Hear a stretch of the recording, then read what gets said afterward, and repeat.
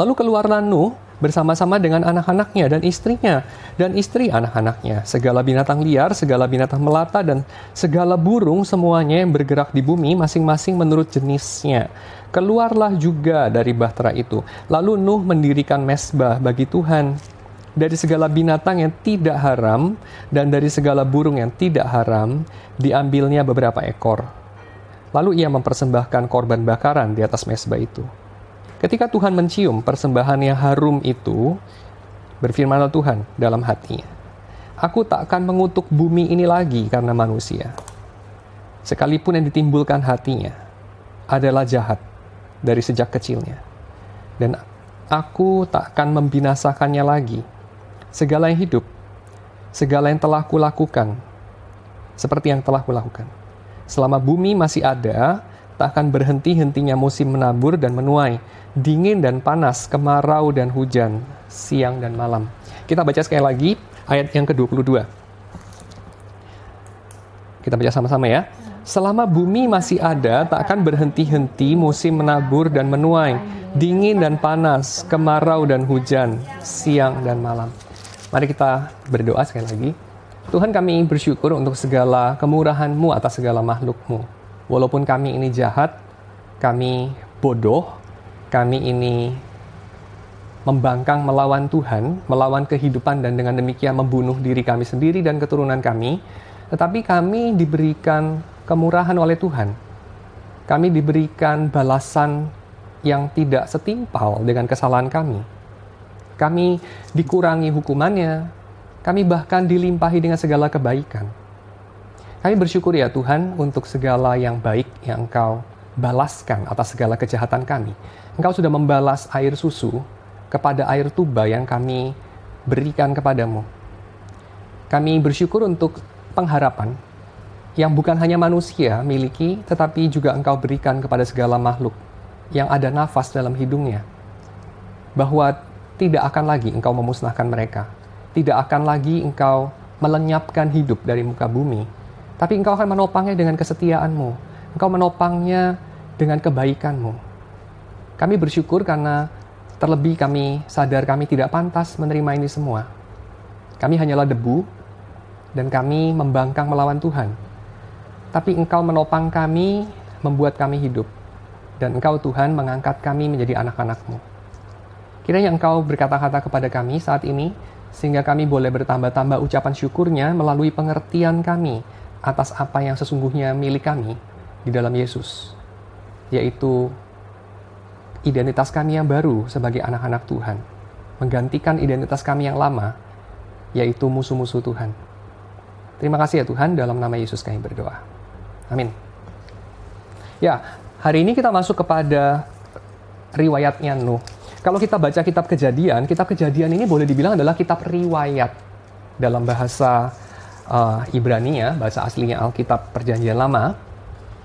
Ini adalah Toledot. Ya, jadi kalau tiap kali kita baca ada istilah riwayat, keturunan, silsilah, terjemahan LAI pakai berbagai istilah itu.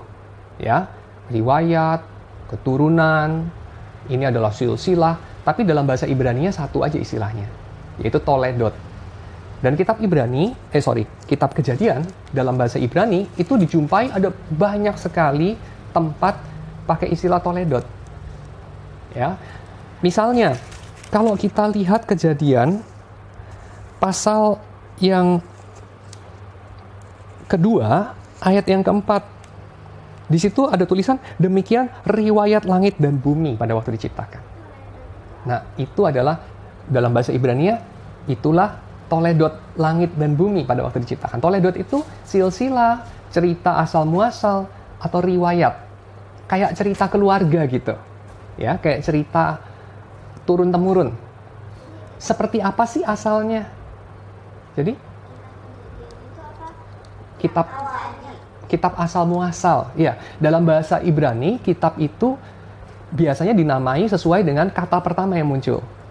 Nah, karena Kejadian ini dimulai dengan kata, pada mulanya Allah menciptakan langit dan bumi belum berbentuk dan kosong, atau dalam bahasa Ibrani, Bereshit bara Elohim et hasyamayim vaha aretz tohu vabohu, maka kata pertamanya kan Bereshit.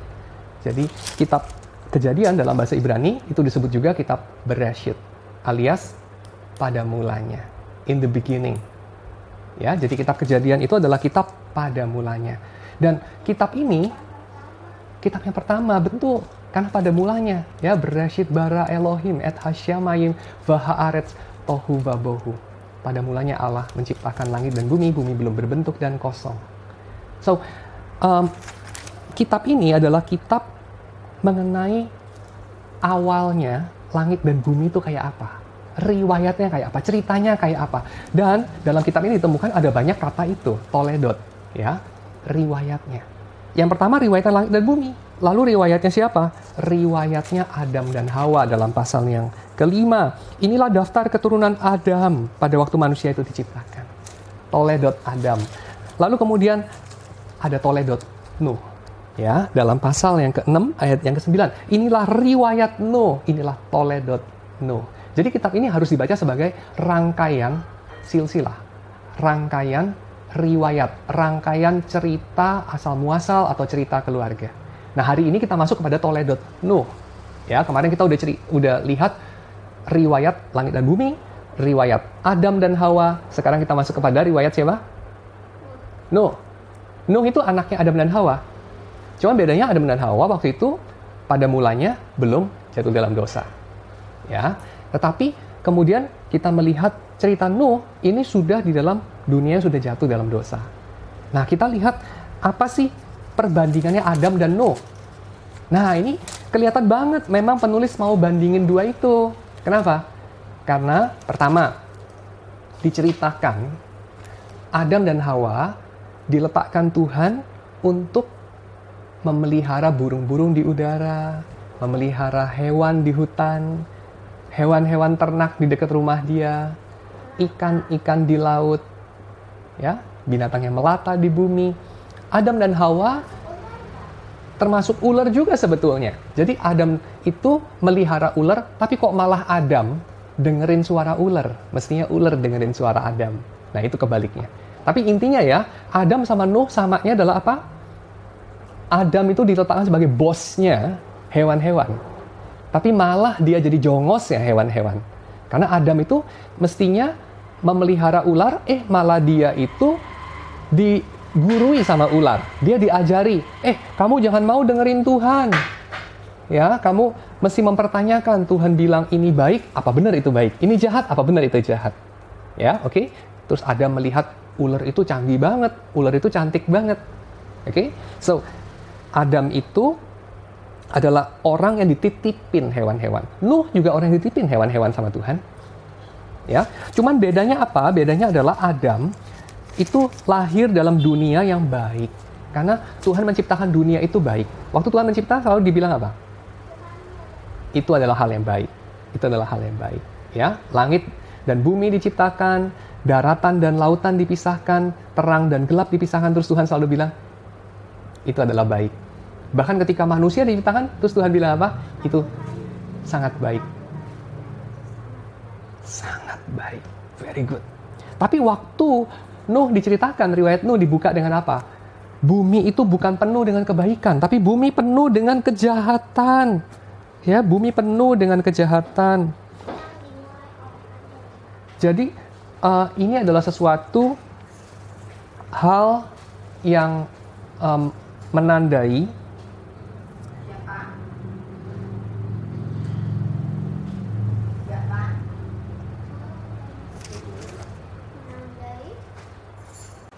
jadi Nuh adalah orang yang sepadan sama Adam, cuman bedanya Nuh lahir dalam dunia yang udah jahat, dunia yang udah penuh dengan kekerasan. Nah, kekerasan itu apa ya? Kekerasan itu kita bisa lihat contohnya Kain membunuh Habel adiknya. Cuman kekerasan tidak hanya bunuh-membunuh, kekerasan juga rampas-merampas, curi-mencuri. Kekerasan juga jambak-menjambak.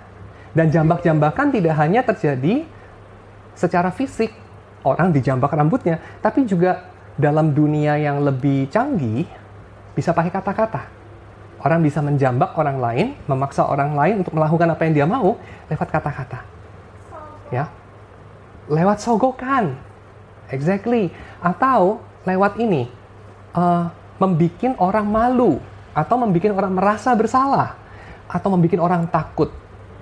Ya, kalau kita lihat kebudayaan itu ada 3 macam. Satu, kebudayaan, kekuasaan, dan ancaman yang menerbitkan rasa takut. Jadi orang itu mengendalikan orang lain lewat bikin dia takut. Misalnya, giant, ya, apa lu, ya, nggak bilang aku nyanyinya bagus, ku tinju nanti. Bikin takut orang jadi nurut. Yang kedua, bikin orang malu. Ya, malu itu perasaan apa? Takut ditolak. Celananya masih pakai celana pendek anak SD gitu ya. Nyanyinya jelek. Makannya kayak gitu, kampungan. Ya, apa itu? Kayak gembel atau apa? Dibikin malu. Nah, kalau orang malu, orang jadi berubah tingkah lakunya. Orang jadi nurut sama yang bikin dia malu. Karena dia tertipu, dia merasa bodoh. Kok aku kayak gini malu-maluin ya? Aku kepingin. Tapi diam-diam. Jadi mengendalikan orang lewat rasa malu. Itu setir yang kedua. Atau yang ketiga, mengendalikan orang lewat rasa bersalah. Jadi kalau orang dibikin merasa bersalah, dia itu akan nurut sama yang bikin dia merasa bersalah. Karena apa? Karena orang yang membikin merasa bersalah itu seperti punya otoritas moral yang lebih tinggi. Semacam itu. Jadi ada 3 kendali. Rasa takut, rasa malu, rasa bersalah. Ya, kalau rasa takut dari luar kasar dia. Kayak giant itu paling kasar. Rasa malu mungkin apa? Tapi giant takut sama mamanya. Jadi giant itu menakuti orang tapi takut sama orang lain. Ini satu hal yang sia-sia. Kenapa? Karena dia takutin orang tapi dia juga takut kok. Papi punya temen dulu ya, tukang berantem. Nah, dia itu orangnya kemana-mana bawa pisau. Karena dia takut ada orang jahatin dia. Satu hari dia sudah nggak berantem lagi. Lalu papi tanya, kenapa kamu nggak berantem lagi? Waktu di SMA dia suka berantem ya. Terus kok kamu nggak itu lagi? Soalnya tiap hari takut. Tiap hari takut apa? Kalau sendirian jalan, ketemu musuh serombongan. Tapi kalau dia serombongan, wah dia merasa gagah. Tapi kadang-kadang kan nggak bisa rombongan terus ya. Kalau pulang pasti sendirian. Takut. Jadi bajunya pun diumpetin, nggak pakai seragam sekolah. Karena takut. Dan dia pernah diuber-uber musuhnya. Dia sendirian, dia bilang takutnya setengah mati. Terus berdoa, minta tolong sama Tuhan. Tapi ya itu, sia-sia ya. Seperti giant. Dia itu menakuti orang lain, bikin takut Nobita. Tapi dia sendiri, kalau ketemu mamanya, giant! Takut dia. Ampun mama, sia-sia banget. Atau yang kedua, orang yang bikin orang lain malu. Suneo misalnya. Suneo bikin orang lain malu mungkin ya. Aku dong liburannya ke luar negeri. Kamu apa Nobita? Cuman di kota aja. Cuman tidur di rumah ya. Nobita. Bikin orang lain malu. Tapi Suneo sendiri kalau ketemu orang yang lebih keren, dia juga minder. Kalau dia ketemu bintang film misalnya, hehehe, minta tangan dong misalnya, dan seterusnya. Atau papanya Suneo juga sama, ya. Dia gagah, dia merasa bangga, tapi dia juga merasa minder. Nah ini kutukannya. Orang yang bikin orang lain takut, diri sendiri penuh dengan rasa takut.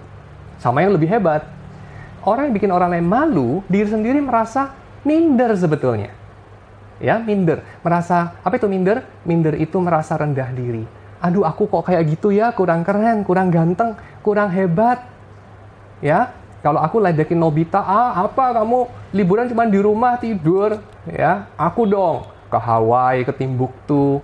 Tapi dia sendiri mungkin minder sama orang lain yang payah liburan cuma ke Timbuktu, ke Hawaii. Aku dong ke bulan, ke Mars, ke galaksi Andromeda misalnya. Ya, oke. So, orang yang menakuti orang lain, diam-diam takut sama orang lain. Walaupun tentu saja dia nggak ngaku karena malu ya. Jadi dia akan bilang, enggak, aku nggak takut, tapi takut. Nggak malu, ngapain merasa minder, tapi sebenarnya minder.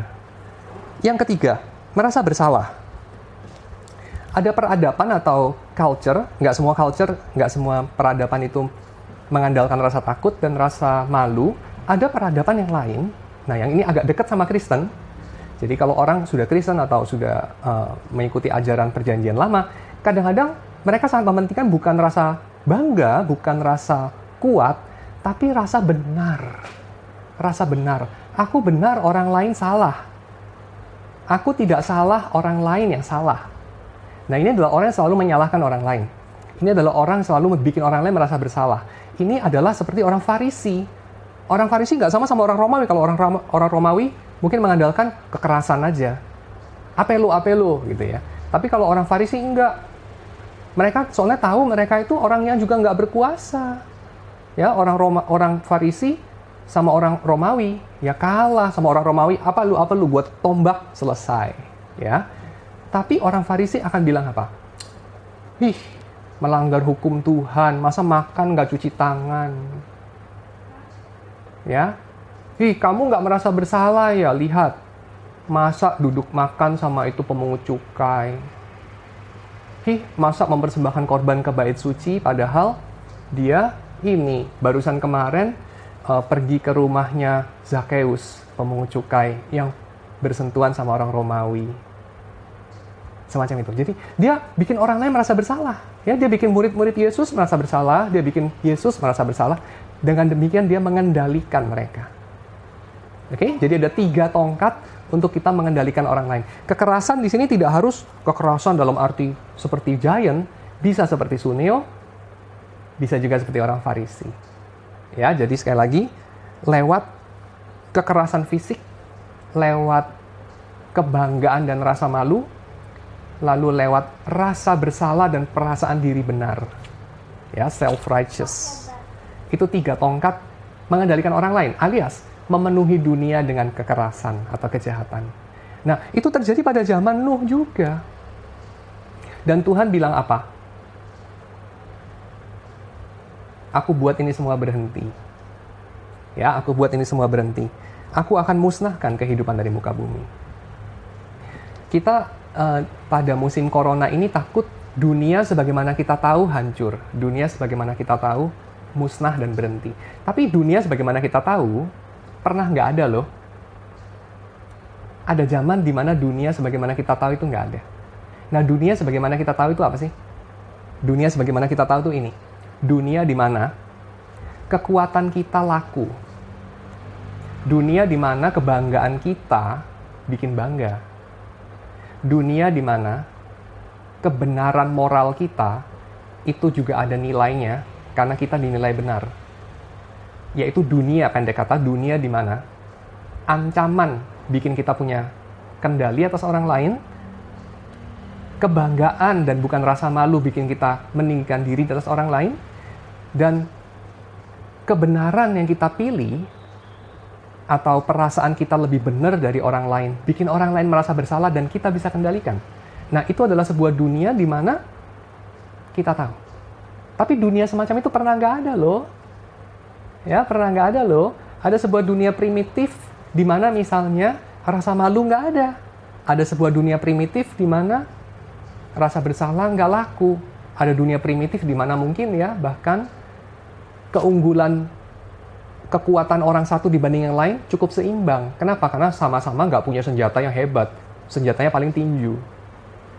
Ya, dunia di mana nggak ada rasa takut, dunia di mana nggak ada rasa bersalah, dunia di mana nggak ada rasa malu. Dunia seperti itu pernah ada. Dan dalam dunia seperti itu perasaan bersalah, perasaan takut, perasaan malu itu tidak laku.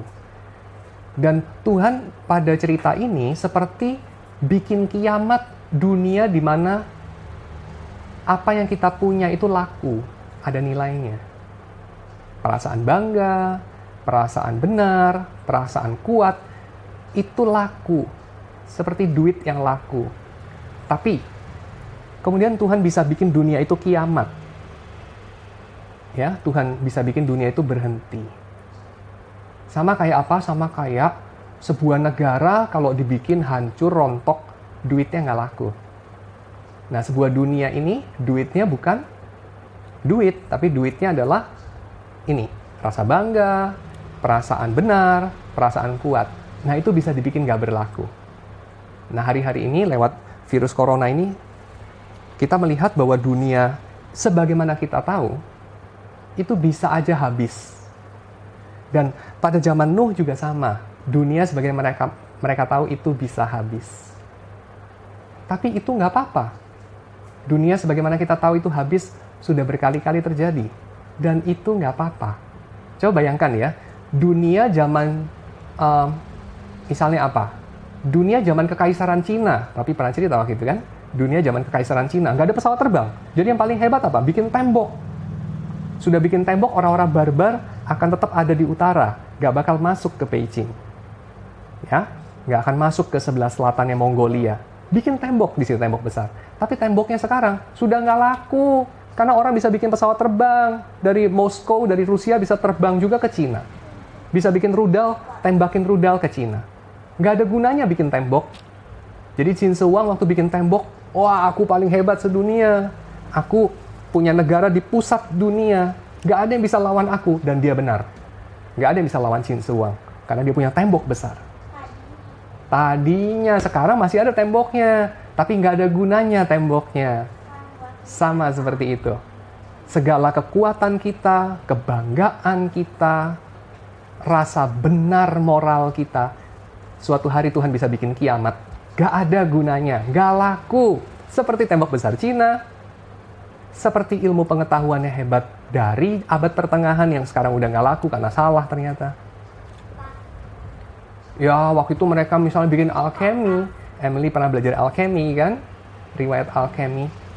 Mereka bilang misalnya apalah ya, belerang campur apa, nanti bisa jadi emas. Wah, kalau mereka menguasai itu kayaknya hebat banget zaman dulu. Kayak Gargamel. Tapi itu semua nggak ada gunanya. Nggak ada gunanya sekarang. Kenapa? Karena sudah berlalu. Dunianya sudah kiamat. Dunia abad pertengahan tuh udah kiamat. Dunianya Kaisar Qin Shi Huang juga sudah kiamat. Ya, dunia kita bisa kiamat nggak? Ya bisa. Ya, dunia di mana segala kekuatan kita, kebanggaan kita, kebenaran kita tidak ada nilainya lagi. Seperti dunia pada zaman Nuh, kiamat dia. Ketika Tuhan dalam gambaran ini ya, itu nanti ceritanya. Tuhan bikin kolaps air yang di atas dan air yang di bawah. Air itu pada zaman dulu adalah melambangkan kekacauan, kehancuran. Karena mereka, masyarakat yang tinggal di tempat yang kering, jarang lihat air. Mereka nggak tinggal di tepi pantai. Mereka minum, tapi air minum kan di dalam gelas. Tapi mereka nggak pernah lihat air yang banyak, kayak misalnya laut. Jadi kalau mereka lihat laut, wah mereka serem. Mereka bilangnya tehom. The depth, ya, kedalaman yang serem. Nah, dunia itu dihancurkan oleh air, oleh apa yang mereka paling takut. Ya, jadi air itu, ya kita nggak perlu bilang air, karena air buat kita mungkin kita nggak takut sama air. Tapi mereka takut sama air. Nah, kita takut sama yang lain. Ya, nah itulah yang menghancurkan mereka. Kita sekarang mungkin takutnya sama virus. Ya, mungkin takutnya sama apalah, bencana alam yang lain, perang nuklir mungkin. Ya, kita mungkin takutnya sama mungkin ada 3 hal yang katanya dalam dunia modern itu paling menakutkan. Perang nuklir, oh ya, bencana iklim. Ya, permukaan air laut naik karena kita pakai terlalu banyak kertas tisu, buang terlalu banyak plastik, kita terlalu serakah dalam mengelola bumi ini. Jadi bumi ini hancur, permukaan laut naik, kita sama-sama mati. Ya, orang paling takut sama 3 hal itu. Perang nuklir, perubahan iklim, sama virus, pandemi. Apa? Exactly kayak Nuh. Ya. Jadi orang takut sama 3 hal itu. Nah, oke, so pada zaman Nuh itu terjadi. Waktu itu terjadi, Tuhan kemudian spare, ya, Tuhan. Enggak. Tapi pada saat itu mereka terlalu banyak bikin jahat. Lalu Tuhan hancurkan dunia itu. Iya. Lalu Tuhan bikin baru dunianya. Gimana cara Tuhan bikin baru dunianya? Dia hancurkan dulu. Dia hancurkan yang lama. Dia bikin kiamat itu. kekacauan yang dari atas dan dari bawah, ya. Kekacauan air di atas dan bawah, ya. Itu kolaps di tengah. Dunia mereka zaman dulu itu mereka bayangkan kayak bola. Bola di mana bola itu menjaga air itu tetap di atas dan tetap di bawah. Ya, kayak gelembung udara gitu di tengah itu. Tapi digambarkan dalam cerita ini, bolanya kempes, piur. Jadi airnya nyampur lagi. Ya, kacau lagi. Kayak mainan kamu. Tadinya udah dirapi-rapiin pada tempatnya, hancur lagi. Ya, nyampur lagi. Jadi itu, dunia diciptakan Tuhan dengan cara dia memisahkan. Dia pisahin gelap dari terang, air dari darat, dia pisahin binatang yang di udara dan di darat dan di laut. Hah? Air dari darat. Jadi Tuhan pisahin. Tapi terus dihancurkan lagi sama Tuhan. Dia campur lagi. Kayak Play-Doh, warna merah, biru, ungu, kuning, dicampur lagi jadi abu-abu. Ya. Nah, ya semacam itu. Jadi Tuhan campur lagi. Tapi sudah gitu, rupanya itu terjadi secara terbatas. Kiamatnya cuma sebentar. 40 hari digambarkan. Setelah 40 hari, kemudian mereka keluar. Karena mereka ada terdampar, ya, hujannya berhenti selama 40 hari. Mereka terdampar di atas gunung yang tinggi. Lalu sudah gitu, mereka tunggu lagi sampai airnya surut. Mereka kirim burung. Iya, banjirnya 40 hari di sana, hujannya 40 hari, banjirnya 100 hari lebih. Jadi mereka kirim lagi air, mereka kirim binatang, ya, keluar, masuk. Dan akhirnya hewannya kembali. Burung merpatinya balik, ya. Waktu burung merpatinya balik, apa yang terjadi? Merpatinya pintunya kebuka. Akhirnya burung merpatinya balik dengan membawa tangkai Olive. pohon apa itu? Apa olives? Zaitun. Zaitun. Nah, itu gambarannya, makanya kita kalau lihat apa? Gambaran orang modern, burung merpati mulutnya selalu ada daunnya. Kalau lambang perdamaian, bener nggak? Pernah lihat nggak? Burung merpati terus mulutnya bawa itu. Kenapa lambang perdamaian bukan monyet bawa pisang? Karena ceritanya ceritanya Nuh, ya, bukan cerita Mowgli, ceritanya cerita Nuh. Jadi lambang perdamaian bukan monyet bawa pisang, tapi burung merpati bawa olives. Juga bukan burung gagak, juga bukan burung raja wali, tapi burung merpati. Soalnya burung merpatinya itu melambangkan perdamaian siapa sama siapa? Tuhan sama manusia. Dan Tuhan janji sama manusia, musuh-musuhnya untuk apa? Aku tidak akan bikin kiamat lagi. Dan itu seperti lagu apa? Lagu Sun, Moon, and Winter, and Springtime, and Harvest. Lagu Great is Thy Faithfulness. Ya. Jadi tidak akan berhenti-henti musim. Tuhan akan memberikan terus kontinuasi. Ya. Lanjut terus, putar lagi dan lagi dan lagi. Tapi pada satu hari itu pun menjadi sesuatu yang buat manusia melelahkan. Kenapa? Karena kita tahu dalam kitab Pengkhotbah di kemudian hari, ya, Kohelet, kitab Pengkhotbah, itu ada kata-kata apa? Matahari terbit, dia kembali ke tempat dia terbenam, lalu dia balik ke tempat dia terbit lagi. Laut itu menguap airnya menjadi awan, lalu awan turun sebagai hujan, hujan masuk ke sungai, sungai masuk ke laut, lalu balik lagi. Tidak henti-henti, lalu Pengkhotbah bilang apa? Itu menjemukan. Itu sia-sia, itu membosankan. Itu sesuatu yang bikin hidup gak ada artinya. Karena putar terus. Sudah pagi, jadi siang, jadi sore, jadi malam lagi, jadi pagi lagi. Putar lagi, habis mandi, keringetan, mandi lagi. Habis bekerja, capek, terus tidur, terus bekerja lagi. Putar terus. Nah, kalau putar, gak ada artinya hidup itu, karena putar. Tapi dalam cerita Nuh belum seperti itu. Ya, dalam cerita Nuh, putar itu justru memulai hari yang baru, memulai zaman yang baru. Tuhan memulai segala sesuatu yang baru. Ada kesempatan yang baru. Dan itu adalah persiapan untuk nanti kita melihat pada Paskah ada permulaan yang baru. Ya, cerita Paskah sewaktu Maria Magdalena pergi ke kubur Yesus, lalu hari pertama minggu itu ngeliat Yesus bangkit, itu gambarannya seperti Nuh pada waktu keluar dari bahtera itu, lalu Tuhan berjanji kepada Nuh, ada permulaan yang baru. Ada Pentakosta juga, ada permulaan yang baru. Di dalam Tuhan ada permulaan yang baru. Tapi didahului dengan kiamat dari hidup yang lama, dari dunia yang lama, tempat di mana kematian menjadi raja, kesia-siaan menjadi raja. Ya, oke? Kematian karena apa? Kesia-siaan karena apa? Karena yang berkuasa adalah rasa takut, rasa malu, rasa bersalah. Dan Tuhan tidak menghendaki itu. Kenapa? Karena seperti giant, dia bisa takutin orang, dia sendiri takut. Sia-sia banget. Seperti Suneo, dia bisa bikin orang minder atau malu, dia sendiri minder. Sia-sia.